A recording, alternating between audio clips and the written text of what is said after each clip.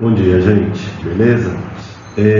Bom, na aula de hoje, na nossa terceira aula, a gente vai falar sobre dois assuntos que não estão no poliedro 1, né? Mas que vão aparecer aí conforme a gente for tratando, mas que estão naquele mesmo contexto dos assuntos que a gente vem tratando, né? Então, nós falamos sobre os tipos de questão de interpretação, né? As questões de apreensão e de compreensão. E nesse contexto, eu queria chamar a atenção aqui para outros dois tipos de questões que aparecem para a gente com muita frequência, que são as questões de coesão e de ambiguidade, tá certo? Então a aula está dividida em duas partes. Eu fiz uma edição do vídeo aqui.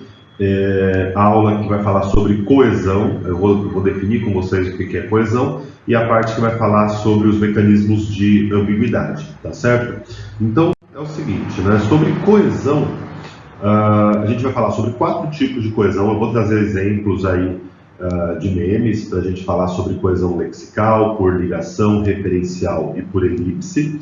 Eu queria que vocês ficassem muito atentos à maneira como esse assunto está relacionado àquela questão de gramática. Essa aula é muito importante porque a gente consegue correlacionar os assuntos de gramática e de interpretação de textos, certo? Como coesão está ligada à questão das classes de palavras, tá bom? Então, por exemplo, coesão referencial tem muito a ver, tem tudo a ver com a classe dos advérbios e dos pronomes. A coesão por ligação tem tudo a ver com a questão das conjunções, tá bom? E depois a gente fala sobre as ambiguidades, que eu diferenciei aqui 5 tipos de ambiguidade, né? Fonética, lexical, sintática, contextual e em imagens. Todas elas muito pertinentes quando a gente fala de questões de vestibular. E aí eu usei memes também para a gente entender esses mecanismos de ambiguidade, tá certo? Então é o seguinte, sobre coesão, primeiro vamos definir o que é coesão, né? Coesão, lembrem-se que é um conceito muito importante quando a gente fala de redações, tá certo? É um dos critérios de correção de redações. É importantíssimo a gente entender que coesão são mecanismos gramaticais que mostram como as partes do texto são solidárias entre si. Como assim, professor? Eu só posso entender, por exemplo, a segunda frase do texto porque eu tenho a primeira. Então, de alguma maneira, a segunda frase do texto, ou o segundo parágrafo do texto, ou o terceiro, faz alguma referência às partes anteriores ou às partes seguintes, tá claro? É muito comum esse tipo de questão, né, em que ele pede, por exemplo, a quem se refere o pronome, e aí você tem que voltar a outra parte do texto, porque a explicação sobre esse pronome, sobre o significado desse pronome, está em outro lugar. Então, se ele se refere ao José, né? Mas essa resposta está lá em outro momento do texto, tá certo? Então vamos dar uma olhadinha nos casos de coesão e depois a gente fala nos casos de ambiguidade, ok? Então vamos lá. Bom, então aqui começam os memes, né? Já que a gente não está na escola, a gente está tendo que assistir aula aqui pela internet, vamos tentar tirar proveito disso, certo? Tirar proveito disso significa usar os recursos que nas salas são mais difíceis e aqui dá pra gente fazer, né? Então, a gente vai falar sobre quatro mecanismos de coesão, né? A gente vai falar sobre coesão referencial, por elipse, coesão lexical e coesão por ligação, tá bom? Todos eles têm essa ideia de mostrar como partes do texto estão ligadas. O que é coesão referencial? E aqui a gente tem que atentar a algumas classes de palavras específicas, em especial, muito em especial, a classe dos pronomes, tá certo? A gente usa muito essa coesão referencial, tá? O que isso quer dizer? Quer dizer o seguinte, quando eu uso um pronome, eu estou fazendo referência a alguma outra coisa que o texto citou. Deu para entender a ideia? Eu trouxe aqui um meme em inglês, mas a ideia é a mesma. que eu não achei esse meme em português, mas também não importa. Então veja, é uma conversa de WhatsApp em que a menina mandou um arquivo e falou para o pai: pai, você pode imprimir isso? E logo ela mandou uma figurinha de um ratinho assim, certo? E aí o pai imprimiu a figurinha do ratinho, certo? Bom, diga para mim, o que gerou essa confusão? É assim que esse assunto cai para a gente em prova, hein? O que gerou essa confusão foi o fato de que a palavra isso, que lá em inglês this, mas a gente pode traduzir igualzinho em português, né? Pai, você pode imprimir isso? O problema é que a palavra isso, ela é uma palavra referencial, né? Ela não explica do que eu estou falando, a não ser no contexto em que ela está posta. Qual que foi a confusão do pai aqui? A que se refere esse isso? Talvez ele nem tenha visto o arquivo em cima, certo? E aí ele imprimiu o que veio depois. Tá claro? Então isso é uma questão de coesão referencial. Quando que a gente usa mais questões como essa? Acabei de usar uma. Questões como essa. Essa é o quê? Coesão referencial. Né? Se eu digo para você assim, o controle remoto tem várias funções. Seus botões são emborrachados. Seus botões. Seus é um pronome. Eu estou me referindo a quê? Aos botões do controle remoto, tá certo? Você só sabe que esses seus se refere ao controle remoto porque eu tinha usado essa palavra antes, tá bom? Lembra da questão dos anafóricos e catafóricos? Isso é importantíssimo, isso é falar de coesão, tá bom? A gente só está aqui dando alguns nomes para coisas que a gente já tinha comentado. Vamos avançar então para o segundo tipo de coesão. Bom, aqui eu tenho uma outra conversa de WhatsApp, adoro esses memes de conversa de WhatsApp, em que a gente vai falar de coesão por elipse. O que é elipse? Todas as vezes que vocês ouvirem esse nome em gramática, estamos falando de omissão de uma palavra, o apagamento de uma palavra. Eu escondi uma palavra porque eu posso entender essa palavra no contexto em que aquela frase está posta. Ou seja, apesar de a palavra não estar escrita, ela está subentendida. Tranquilo? Então tem um diálogo aqui, muito recente. A menina diz assim: vem me ver. Não posso, por causa do vírus. Menino consciente. Meus pais não estão em casa, Gabriel. Mas deveriam. Bom, o que a gente tem de elipse aqui? Eu queria que vocês pegassem a última fala do Gabriel. Mas deveriam.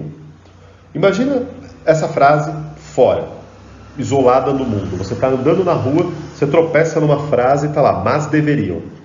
Tá, primeiro você vai pensar, quem deveria? Deveria o quê? Tá certo?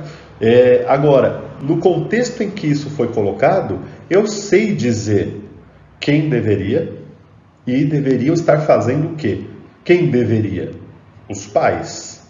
E deveriam estar fazendo o quê? Estar em casa. Né? Olha que interessante. Só essas duas palavrinhas, mas deveriam, tem um monte de informação que o Gabriel não precisou colocar, porque a coesão permitiu que essas palavras estivessem lá sem estarem lá, tá certo?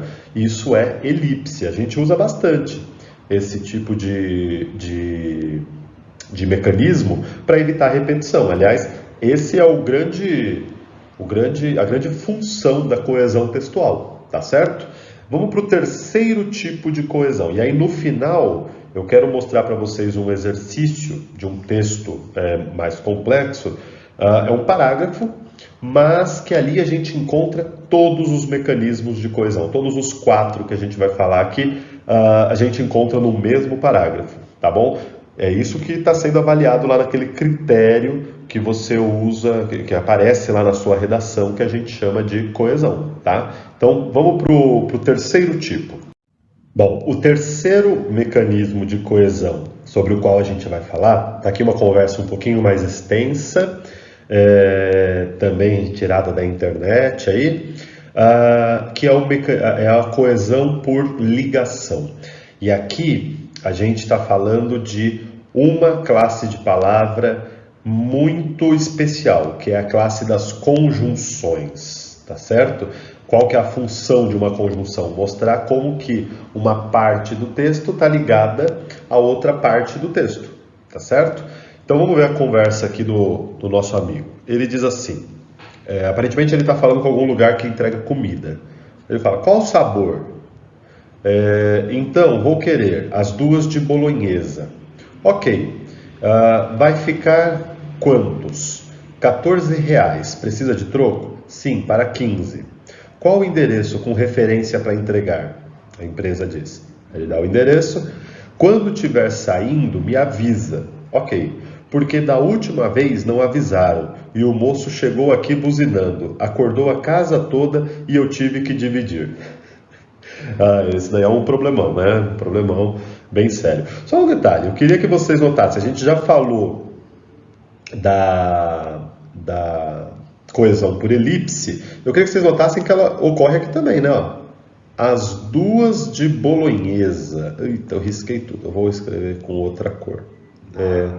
Ele fala, as 2... Nossa, não continua, não consigo. As 2 de bolonhesa, certo? As 2 o quê? Olha qual que é um problema sério de coesão. A gente não tem o restante da conversa. Então, se eu tivesse a conversa um pouquinho mais para cima, eu saberia que são 2 o quê? Lasanhas, 2 pizzas, mas não sei se existe pizza de bolonhesa, enfim, 2, não sei, pode ser pastel? Não pode ser pastel, porque ele usou 2. Certo? E pastel é um substantivo masculino. Olha aí como a gente pode complicar esse assunto e é assim que ele cai para a gente em prova, certo? Quando ele fala R$ 14, precisa de troco? Sim, para 15. 15 o quê? A gente sabe, pelo contexto, 15 reais. Não são dólares, não é? Beleza? Deu para entender o ponto? Opa, tá rabiscando todo o negócio. Bom, mas o que eu quero que vocês notem mesmo é esta palavra aqui. Por quê? Olha aqui, ó, lá no finalzinho. Ele fala, quando estiver saindo, daí me avisa. Porque da última vez não avisaram e o moço chegou aqui buzinando. Qual que é a função desse porquê? É dar a razão, a explicação, o motivo de ele pedir com tanta ênfase para que o motoqueiro, para que a empresa, né, avise antes de o motoqueiro sair. Deu para entender a ideia? Então, ele usou um porquê, e o porquê é uma conjunção que tem como função introduzir uma explicação. Então, a gente diz que há uma ligação entre essas 2 informações? Há uma ligação de... ele deu uma ordem, né? Quando estiver saindo, daí me avisa, e ele deu a razão dessa ordem, o motivo dessa ordem, a explicação dessa ordem. Tranquilo? Então, isso é um mecanismo de coesão por ligação. Tranquilo? Bom, vamos para o último tipo de coesão, e depois eu quero mostrar, então, um exercício que reúne todos eles. Bom, gente, o último modelo, o último mecanismo, melhor, de coesão que eu quero comentar com vocês é a coesão lexical. O que é isso? Então, a gente viu até agora a coesão referencial, quando eu uso principalmente pronomes, mas não só advérbios, também serve, né, para coesão referencial. Quando eu falo, na minha casa eu fico mais à vontade, ponto. Aqui eu posso dormir e comer. Aqui onde? Minha casa. Né? Então é um advérbio que assume um sentido porque eu tenho a frase anterior. Né? Então lembra que o mecanismo é isso, como que as partes do texto estão ligadas. Falamos da elipse, que é quando o contexto permite eu não usar a palavra nenhuma e ainda assim você entende que naquele lugar estão coisas que já estavam no discurso, né? E falamos, por último, da coesão de ligação, que é aquela que mostra que as partes estão ligadas, mostrando algum tipo de relação de sentido, né? Seja de causa e consequência, de tempo, de condição e assim por diante, né? E aí quem contribui muito para isso é a classe das conjunções, tá certo? E agora a gente vai falar da coesão lexical. O que é isso? Basicamente é o uso de sinônimos. Então vamos supor que eu estou escrevendo um texto sobre, sei lá, sobre publicidade. Talvez a palavra publicidade vá aparecer muitas vezes no meu texto. Então, para evitar repetição, o que eu faço? Eu procuro sinônimos, né? É disso que a gente está falando. Eu trouxe aqui um texto, e aí para falar desse tipo de coesão, a gente precisa de textos mais complexos, né? Eu trouxe aqui um texto que foi utilizado na prova da Unicamp do ano passado, na segunda fase, que é um texto que fala sobre o filme Bacurau. Quem não assistiu, assista. É um filme interessantíssimo para falar sobre Brasil, especialmente nos dias de hoje. E é um texto que, salvo engano, estava no jornal, o jornal É o País, é uma crítica, né, falando sobre esse filme. Eu vou ler junto com vocês e eu queria que vocês notassem que palavras ele usa para se referir a Bacurau, certo? Então ele fala assim: em Bacurau, vilarejo fictício no meio do nada, que recebe o nome de um pássaro brabo de hábitos noturnos, o sertão é também o centro do país. Bacurau cheira a morte. A primeira sequência do longa é a passagem de um caminhão-pipa que atropela caixões pelo caminho. No povoado isolado, mas hiperconectado à internet, os moradores, com uma grande variedade de gêneros, raças e sexualidades, vivem sem água e escondem-se quando o prefeito em campanha pela reeleição chega para distribuir mantimentos vencidos e despejar livros velhos em frente à escola local. Aí já começa a resistência. Em meio à penúria, os moradores organizam-se e ajudam-se entre si. Quando o vilarejo literalmente desaparece do mapa, dos mapas digitais e a comunidade perde a conexão com a internet, a presença de forasteiros coincide com o misterioso aparecimento de cadáveres crivados à bala e Bacurau vive uma carnificina. Certo? Filme interessantíssimo. Então olha que interessante, ele usa aqui, vou pegar uma outra cor, ele usa aqui a palavra Bacurau, que é o nome do vilarejo, né? Depois ele cita esse lugar usando essa expressão, um povoado isolado. No povoado isolado, ele poderia ter falado em Bacurau, né? Mas ia ter um problema de coesão aí. Depois ele fala assim, o vilarejo, quando o vilarejo literalmente desaparece do mapa, ele poderia ter dito quando Bacurau desaparece do mapa? Poderia, mas ele soube aqui escolher palavras de modo a tornar o texto com mecanismos bons de coesão. Deu para entender a ideia? Então, aqui ele não usou pronomes, né, função referencial, ele não usou elipse, ele preferiu usar o quê? Sinônimos. Buscou outras palavras para fazer referência a Bacurau. Beleza? E aí, o último exercício que eu queria que a gente fizesse é um exercício em que a gente vai encontrar esses 4 tipos de coesão dentro de um único texto, tá bom? Então vamos lá. Bom, povo, para terminar, então vamos fazer um exercício aqui, muito, eu diria até difícil, para a gente tentar enxergar esses 4 mecanismos de coesão dentro de um mesmo texto, certo? Então eu peguei aqui um parágrafo que é o primeiro parágrafo de um conto muito conhecido do Machado de Assis que se chama Pai contra Mãe. Esse conto foi usado, um trecho muito maior do que esse que eu coloquei aqui, numa prova da Unesp, né? Mas eu peguei só esse trecho porque aqui a gente consegue enxergar tudo, né? Então, vamos lembrar, coesão é aquele mecanismo por meio do qual eu mostro que as partes do texto estão ligadas, certo? A gente falou que a coesão pode ser de 4 tipos. A coesão lexical, escrevi aqui em cima. A coesão por ligação, né, que são as conjunções. Estou escrevendo em cima aqui. A coesão por elipse, que é quando eu apago uma palavra que fica subentendida, essa cai muito em vestibular, e a coesão referencial, que é aquela que usa principalmente lá advérbios e pronomes para se referir a coisas que já foram ditas, tá bom?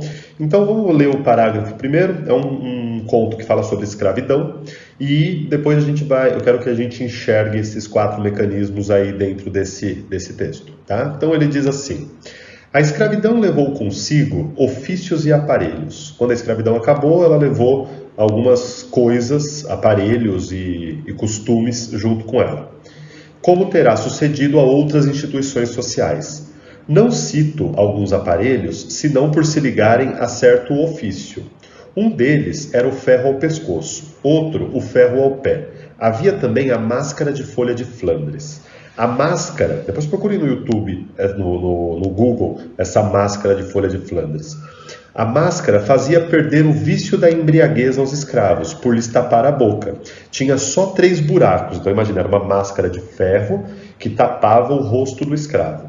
Ela tinha só 3 buracos, 2 para ver, 1 para respirar, e era fechada atrás da cabeça por um cadeado. Com o vício de beber, perdiam a tentação de furtar, porque geralmente era dos vinténs do Senhor que eles tiravam com que matar a sede, e aí ficavam 2 pecados extintos, e a sobriedade e a honestidade certas. Era grotesca tal máscara, mas a ordem social e humana nem sempre se alcança sem o grotesco. Ela era horrível, mas aqui ele está sendo irônico, né? E alguma vez o cruel. Os funileiros as tinham penduradas à venda na porta das lojas, mas não cuidemos de máscaras. E depois o conto continua. Quer ver? Vamos começar então pela coesão lexical. Olha que coisa interessante. Só um minutinho. Olha que coisa interessante. Ele fala assim: a máscara que eles colocavam no escravo fazia perder o vício da embriaguez. Vou grifar aqui. Opa! O vício da embriaguez. Por lhes tapar a boca, tinha só 3 buracos, 2 para ver, 1 para respirar, e era fechada atrás da cabeça por um cadeado. Com o vício de beber, perdiam a tentação de furtar. Vou grifar aqui, ó. Furtar. Porque geralmente era dos vinténs do Senhor que eles tiravam com que matar a sede, ou seja, os escravos roubavam as moedas que os senhores deixavam para comprar bebida, né? E aí logo depois ele fala assim: e aí ficavam 2 pecados extintos. Essa expressão 2 pecados, vou pegar só 2 pecados aqui, se refere a quê? Se refere a furtar e a se embriagar. Não é? Então ele usou aqui uma outra palavra para se referir às 2 que estavam antes. Então a gente fala que aqui ocorreu um caso de coesão lexical. Por ligação é muito fácil, né, a gente encontrar aqui coesão por ligação. Então quando a gente acha uma conjunção qualquer, quando ele fala assim, ó, mas está marcando uma oposição do que ele disse antes com o que ele vai dizer depois. Né? Ou seja, está mostrando que ligação existe entre essas 2 informações. A gente poderia achar outras conjunções aqui, tá certo? Mas eu não vou fazer isso por causa do nosso tempo.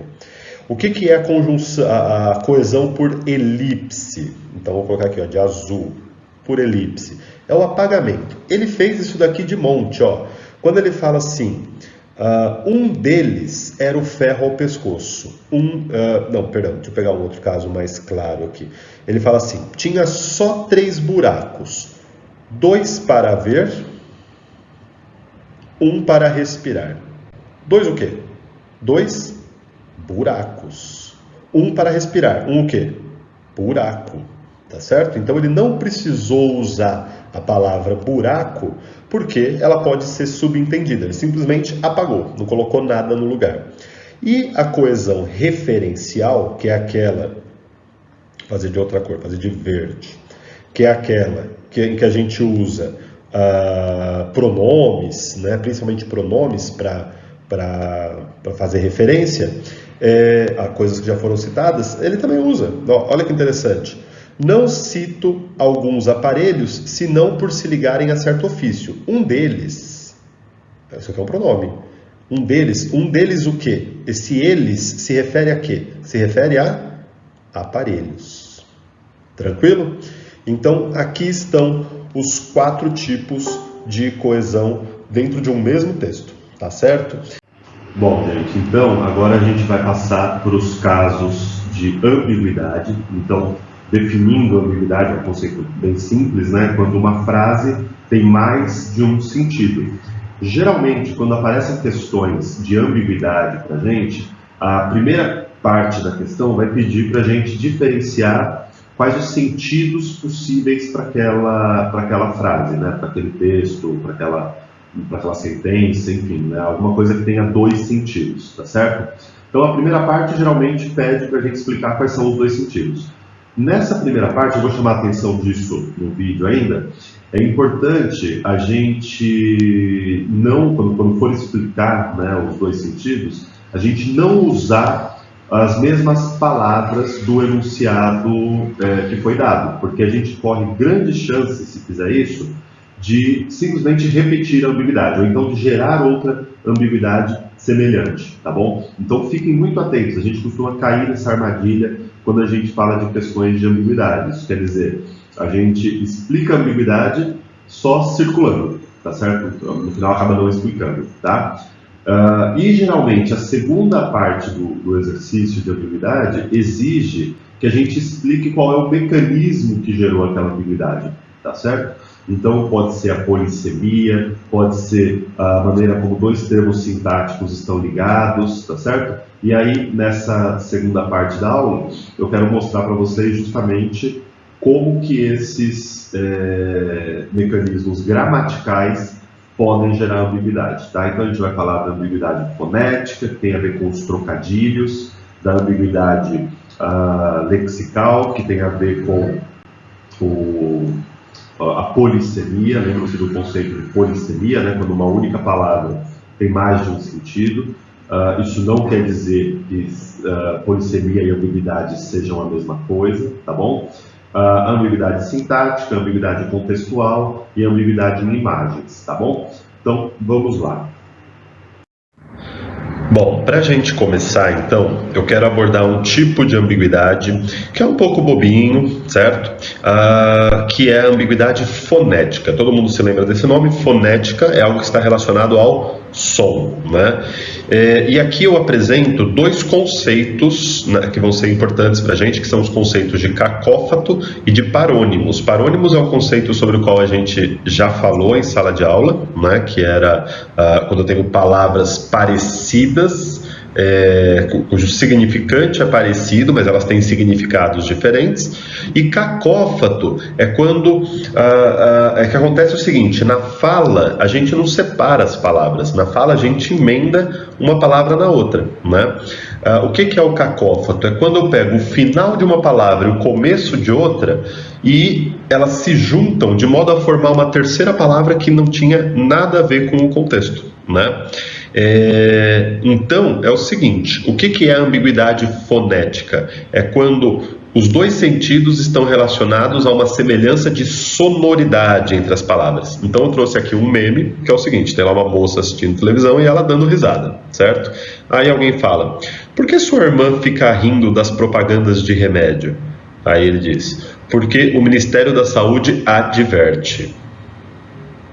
Não tem graça nenhuma, né? Mas só para a gente entender o que é ambiguidade fonética, tá certo? A ambiguidade fonética é quando eu tenho dois sentidos para o mesmo trecho, mas isso causado por uma questão sonora, beleza? Na aula interativa que a gente for ter, eu vou trazer outros exemplos disso daqui também, tá bom? Na continuação, um exemplo de ambiguidade lexical. Essa daqui nos interessa muito, muito, muito. É a mais comum, inclusive. O que é léxico? Léxico é conjunto de palavras, certo? É quando o problema aqui está relacionado não à sonoridade, mas ao fato de que aquela palavra pode ter mais de um sentido. A gente deu um nome para isso na aula, né? A gente falou que quando uma palavra tem mais de um sentido, a gente diz que essa palavra é polissêmica, beleza? Lembra de polissemia? Então, quando eu tenho uma palavra polissêmica e eu coloco numa frase em que eu não sei qual dos sentidos que ela que ela tem que ser entendida, estamos falando então de um caso de ambiguidade lexical. Se bem que esses nomes não importam muito para a gente, tá? O que importa é a gente entender quais são os mecanismos que geram ambiguidade. Pode ser sonoridade, pode ser polissemia, beleza? Então o exemplo está ali. Também é uma charge que diz: você é do governo? Não. Então tira a mão da minha poupança. E ali a gente tem um ônibus lotado e tal. Qual que é a palavra polissêmica aí? É a palavra poupança, né? Então, tira a mão da minha poupança. No contexto do governo, é a economia que a pessoa faz, né? Que ela trabalha e guarda dinheiro. E aqui no contexto do ônibus lotado, poupança são as nádegas, beleza? Eu vou trazer um outro exemplo. Vamos ver se vai. Aqui. Um outro exemplo de ambiguidade lexical, eu adoro esse aqui é muito engraçado. Então alguém colocou lá no Twitter: o sistema nervoso do ser humano. Então tá lá o cérebro com todos os nervos e tal. E aí alguém comentou: ele parece um pouco nervoso. Desculpa, gente, esse daqui realmente é bom, né? Qual que é a palavra polissêmica aqui? Por que é um caso de ambiguidade lexical? A palavra polissêmica é a palavra nervoso, né? Porque ela está no contexto lá da biologia, o nome que a gente dá para o sistema de nervos, e no contexto aqui da brincadeira que o cara fez devido aos olhos, né, do indivíduo que está ali, nervoso no sentido de bravo, de assustado, né? Tranquilo? Sim. Então a gente vai para um outro tipo de ambiguidade agora.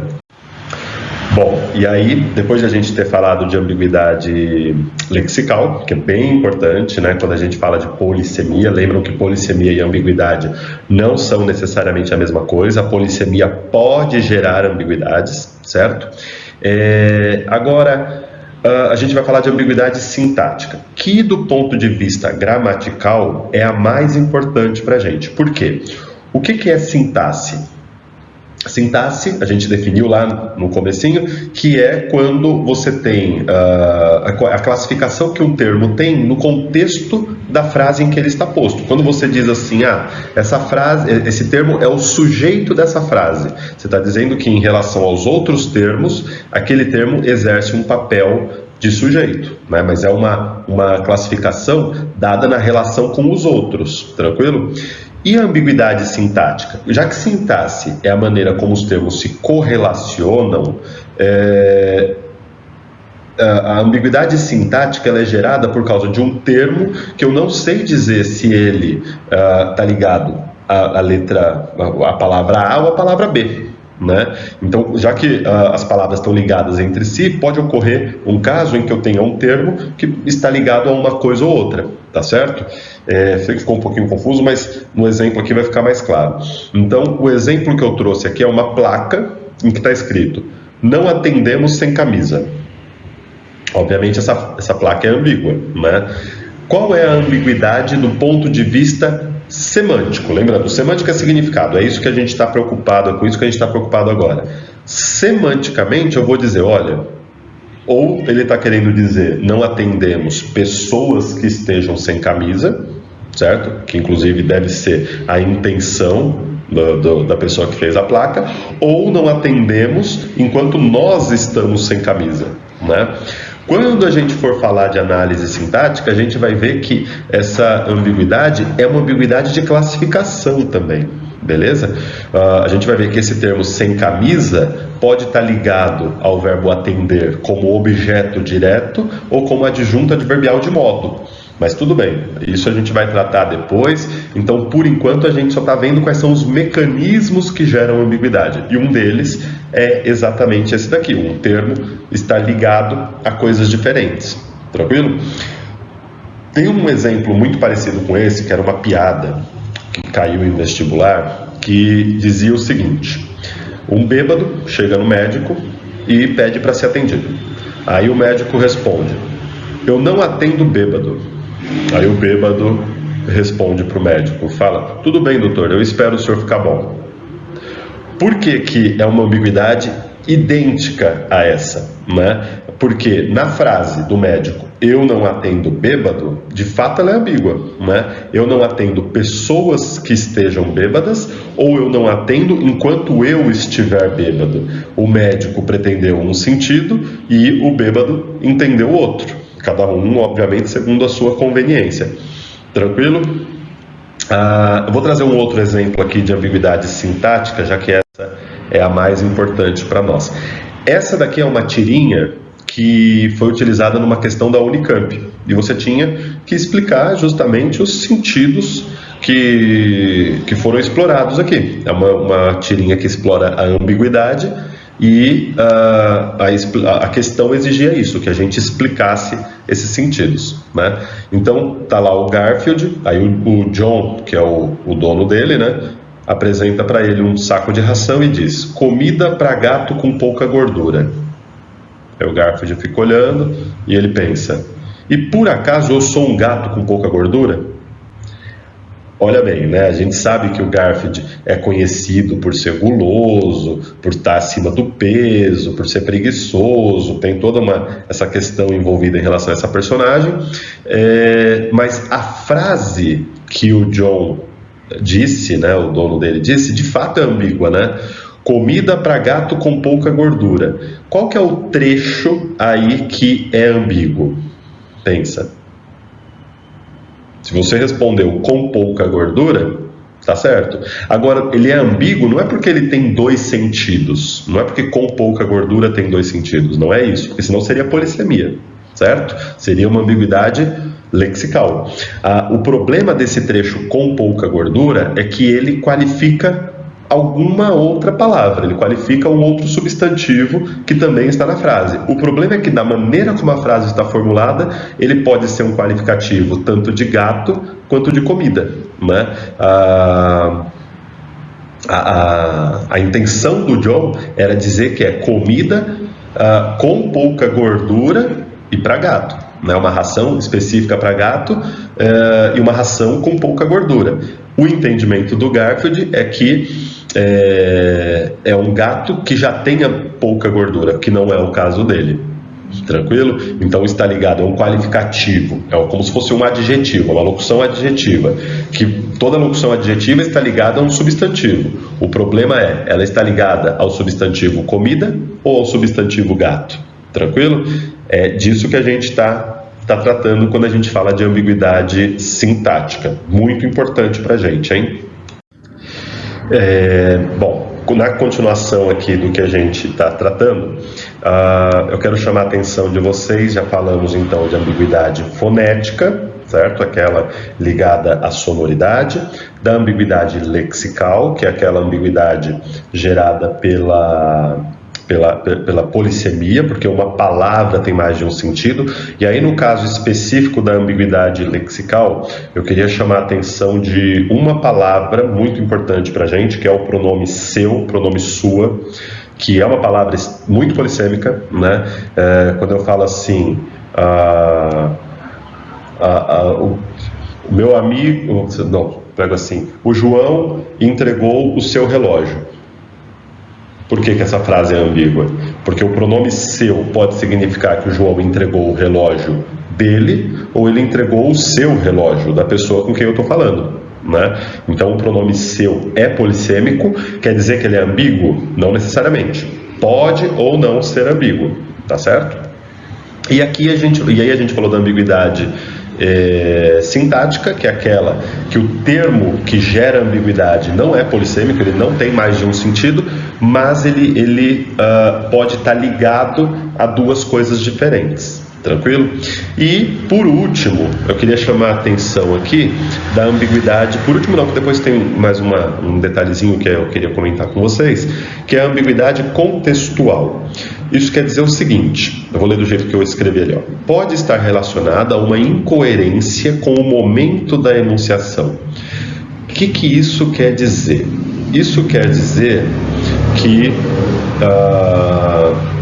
o lugar em que aquela frase é dita, a pessoa com quem eu estou falando, isso pode levar a gente a pensar num significado, só que, de repente, aquilo ter um outro significado. Então eu trouxe um exemplo aqui, um exemplo péssimo, né, da Prefeitura de Lavras, e ela colocou uma faixa que dizia o seguinte: violência sexual, beleza, curso e treinamento. É um problema, né? Então, se a gente pensar assim, qual foi a intenção dessa faixa? Curso e treinamento para prevenir, para identificar, para combater violência sexual, né? Do jeito que está escrito ali, isso nos leva a pensar um outro sentido, que obviamente não é o pretendido, que é o curso treinamento para se promover violência sexual, né? Então percebam que a ambiguidade nesse caso não é gerada por polissemia, por sonoridade ou pela maneira como os termos estão ligados, mas ela foi gerada pelo fato de essas duas informações estarem numa mesma faixa, sem deixar clara qual é a ligação entre essas informações. Tranquilo? Tem um outro caso aqui sobre ambiguidade contextual, que é essa daqui, é um meme, eu acho engraçado esse também. Então tá lá a professora com os vários alunos numa espécie de aglomeração, algo que não pode acontecer, né? E aí a professora pergunta: Raquel, onde fica o Brasil? E a Raquel aponta: aqui, professora. Antônio, e quem é que descobriu o Brasil? Aí ele responde: a Raquel. É bonitinho, né? Engraçadinho. Tem uns mais pesados aí, mas eu não coloquei aqui, óbvio, né? Que eu não ia ter colocado. Mas o que está em jogo aqui? A frase da professora: quem é que descobriu o Brasil? Essa frase não é ambígua, né? Só que no contexto em que ela foi posta, isso quer dizer, com a frase anterior, o fato de a professora ter perguntado antes a Raquel onde está o Brasil, e a Raquel ter sido a aluna que apontou onde está o Brasil, faz com que a frase da professora se torne ambígua. Então isso que a gente está chamando de contexto, tá certo? Por isso que é necessário que haja toda essa historinha antes aí, porque a frase sozinha não é ambígua. Deu para entender? Isso é bem comum aí nas respostas que a gente vê na internet. Tem um caso muito interessante que eu vou mostrar para vocês agora, que também explora aí essa ambiguidade contextual, beleza? Então vamos para essa daí. Bom, só porque a ambiguidade é um assunto muito divertido, eu trouxe mais dois casos aqui de ambiguidade contextual. Esse daqui é um que eu adoro muito, que é um meme também, né? Então é um casal que está ali no jantar romântico, e aí ele fala: pô, gata, queria te dizer uma coisa, mas não sei como falar. Ela fala: para, bobo, pode falar. Aí ele: Massachusetts. Ou seja, a frase é ambígua. É ambígua, só que ela é ambígua devido ao contexto em que ela está posta, né? Então, quando ele fala assim: pô, gata, queria te dizer uma coisa, mas não sei como falar, você espera, nossa expectativa, dado o contexto em que isso está posto, alguma coisa romântica, uma declaração, ele vai dizer que quer se casar com ela, o que quer que seja, né? Porém, quando vem a resposta dele daquilo que ele ia dizer, a gente descobre que essa frase, queria dizer uma coisa, mas não sei como falar, é ambígua. Por quê? Não é que ele não sabe como falar por estar acanhado, mas é que ele não sabe pronunciar, né? Que é o nome do estado de Massachusetts. Também não sei falar, mas que é o nome daquele estado dos Estados Unidos, tranquilo? E para terminar esse caso da ambiguidade contextual, que na minha opinião é aquela que mais gera o efeito de humor e tudo mais, tem um outro caso aqui, eu dou muita risada com esse caso, que é o seguinte: a pessoa colocou lá no Facebook: estou atrás de uma geladeira. Só que tem um detalhe, você tem que entender em que contexto ela disse isso. Olha a importância do contexto. É uma página de classificados, é uma página, então por isso que eu falei que depende do momento da enunciação, depende do lugar em que essa frase foi dita, né? E então a pessoa está querendo comprar uma geladeira, né? E aí alguém comenta: sai daí então. Então percebam que a frase de fato é ambígua, né? Estou atrás de uma geladeira. Lógico que tem uma ambiguidade lexical aqui também. O atrás no sentido de estar procurando, que foi a intenção da pessoa, né? Ou o atrás no sentido de posição, né? Ela está na parte de trás de uma geladeira. E aí o indivíduo, o Josivaldo, respondeu: sai daí então. Deu para entender? Gente, a gente tem mais alguns casos que eu quero mostrar para vocês, porém, uma coisa que acontece muito quando a gente tem exercícios de ambiguidade é a dificuldade que a gente pode ter, por exemplo, de explicar os dois sentidos, né? De redigir a resposta. Então, quando a gente for redigir respostas de questões que explorem ambiguidade, tomem cuidado para não reproduzir a ambiguidade. Tá certo? Às vezes a gente entende muito bem, mas quando vai passar para o papel a gente tem uma dificuldade ali de ser claro, tá certo? Beleza? Eu quero mostrar para vocês mais dois casos, um de ambiguidade em imagem e um de ambiguidade em texto. A gente só viu casos de meme até agora, obviamente que envolve texto, né? Mas é uma questão da FUVEST, essa de texto, de como que isso daí cai pra gente em exercícios que não são memes, né? Mas como textos também podem ser ambíguos, e nem sempre a ambiguidade é para gerar humor, às vezes a ambiguidade é um erro, a ambiguidade é um defeito do texto, ou às vezes ela é algum recurso usado para tornar o texto criativo, né? A publicidade costuma usar muito a ambiguidade para tornar o texto criativo, beleza? E no final eu vou apresentar os exercícios que a gente tem de fazer sobre esse assunto, tá bom? Bom, aqui a gente tem um exemplo de uma publicidade da companhia aérea Gol, né? Quando a Gol passou a operar voos para a Argentina. E a gente nem precisa ler o texto todo ali, nem dá para ler, né? A publicidade tem muita coisa escrita, não dá para ler, mas só a parte grande. Gol, os argentinos merecem. E aí, mas o foco nosso está na imagem, né? O que vocês diriam? Por que essa imagem é representativa do ponto de vista textual? E alerto vocês de que a FUVEST, por exemplo, gosta muito de falar sobre interpretação de imagens, certo? Porque essa imagem representa, né, o céu, o mar, né? Obviamente isso tem tudo a ver com o fato de ser uma companhia aérea, né? Mas da maneira como esses elementos estão dispostos, a gente tem ali uma representação da bandeira da Argentina, né?